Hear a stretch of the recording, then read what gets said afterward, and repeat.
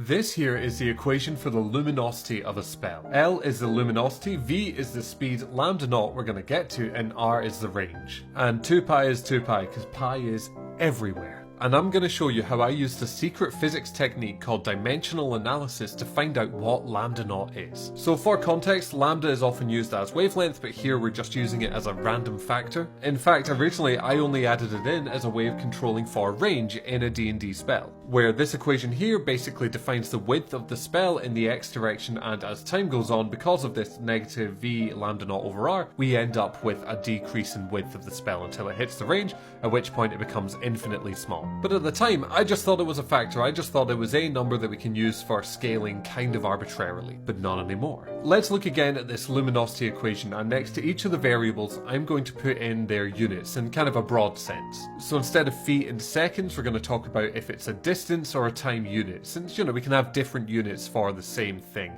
i.e. feet or meters. Shouldn't really matter for dimensional analysis. So luminosity is defined as energy over time, our v is distance over time, and our range is just distance. The first thing you probably notice is that the time cancels out, and then so does the distance between the velocity and the range. This means that the units for lambda naught have to cancel all of this out to give energy over time, and so lambda naught is just energy, which is really cool. Through this dimensional analysis, I've shown that this factor that I originally just put in as a placeholder, arbitrary, I've got to make the maths work, it turns out this is the initial energy of the spell, and that is a direct dependent in the luminosity of the spell. How cool is that? And this is central to physics. We use it all the time. This has to be true. Units have to work out.